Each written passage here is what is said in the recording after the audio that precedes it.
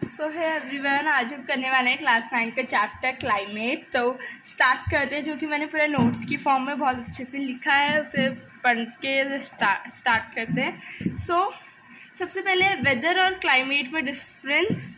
तो देखो, वेदर क्या होता है? आपका डे टू डे चेंज, ठीक है, condition of the atmosphere over a short period of time. तो शॉर्ट पीरियड ऑफ टाइम के लिए इट चेंजेस एवरी डे। तो क्या आप देखोगे, एवरी डे की अगर हम बात करें तो जैसे मान लो 1 घंटे पहले तक धूप थी और अभी क्या है, 1 घंटे बाद तेज़ बारिश हो रही, तो डैट इज़ वेदर। लेकिन अब क्लाइमेट क्या होता है? क्लाइमेट क्या होता है? एक एटमॉस्फेयर का ऐसा कंडीशन जो लॉन्ग टर्म के लिए होता है।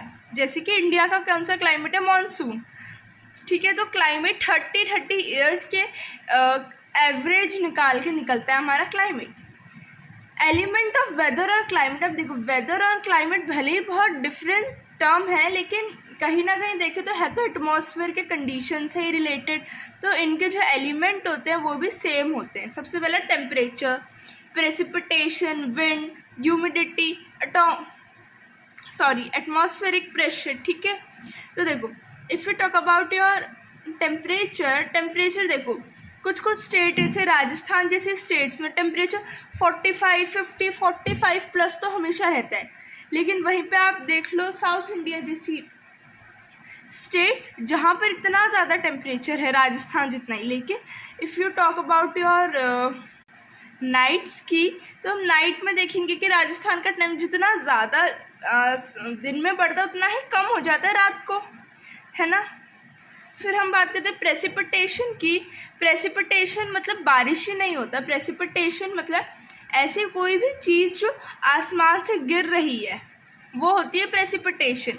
तो मोस्टली इसे हम रेनफॉल या फिर स्नोफॉल ही कंसीडर्ड करते हैं।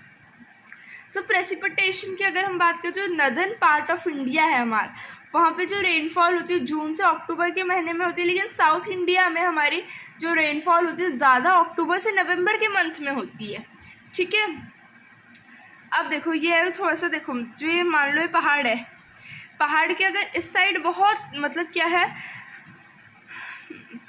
मान लो विंड है, ठीक है, विंड आ रही थी ऐसे, यहाँ पे टकराई तो यहाँ बारिश होगी। लेकिन अब जो विंड जब यहाँ को जाएंगी तो क्या होगा, यहाँ पे विंड बचेंगी नहीं ज़्यादा, जो यहाँ पे जाएंगी तो उतना क्या नहीं रहेगा, यहाँ पे विंड रहेंगी नहीं, तो यहाँ उतनी बारिश होगी नहीं। तो एक साइड तो बहुत बारिश होगी जिसको हम कहते हैं विंडवर्ड साइड, और एक साइड बारिश ही नहीं होगी जिसको हम कहते हैं लीवर्ड साइड। और ये रीजन बहुत ड्राई रहेगा। फॉर एग्जाम्पल आपका हिमालय का